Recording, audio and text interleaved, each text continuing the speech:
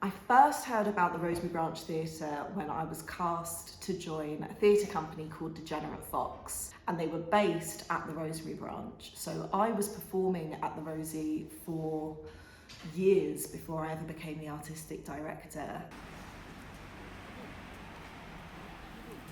I think theatre in general can be sometimes quite a privileged space, and for some people quite an exclusive space. They maybe feel like it's not a space that they belong in. And I really want the Rosemary Branch to feel like a space where anyone and everyone can come. We have free community events and workshops when we can in our Gather Together Storytelling Festival every January and February. We have a free community event where people can get onto the stage themselves and tell their stories so they feel ownership over this as their local theatre. But something that I do feel very proud of is that we have been run.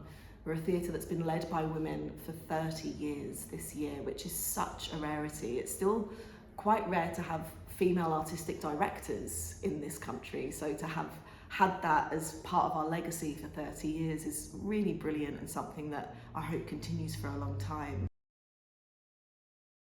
Did I specifically want another woman? Do you know, I never sort of considered the possibility of not having a woman, to tell you the truth. When Laura popped up and was introduced to me by the then pub manager, well, it was just a perfect fit. She was just perfect.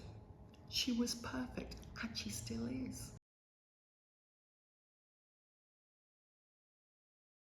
What I'm proud of the Rosemary Branch now, and actually for the last 20, 30 years, is that it's been a place of history. It was a mining music hall, and actually it was, before that, it's even mentioned in an archery map of, I think, 1500 and something. So it's been a place in London where art and entertainment and people meet. In the 1640s, the Levellers met here. They were followers of Oliver Cromwell, and they wore little sprigs of rosemary in their hats to show that that's who they were. So it's always been a left-wing pub, slightly left-wing, maybe quite a bit left-wing.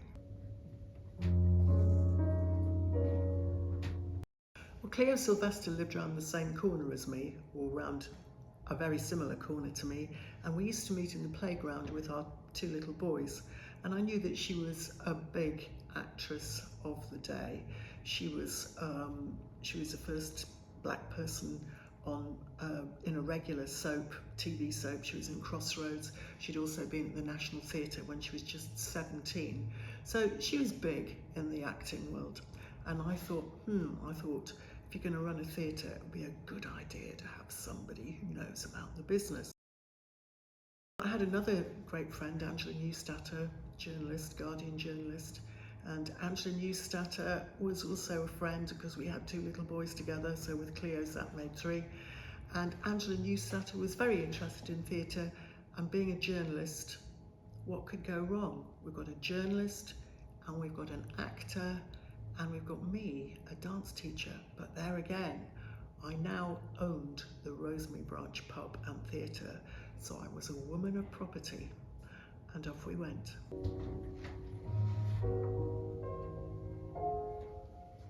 She was very like Mary Seacole in lots of ways. Mixed race, very, very interested in herbs and healing, great traveller and a great communicator. So she had a lot in common with Mary Seacole, and then she decided to write a one-woman play, and it worked beautifully with Cleo as Mary Seacole. People did love it. So that is one of my favourite memories, actually. Cleo is Mary Seacole. And do you know what? We did afternoon tea downstairs afterwards with scones.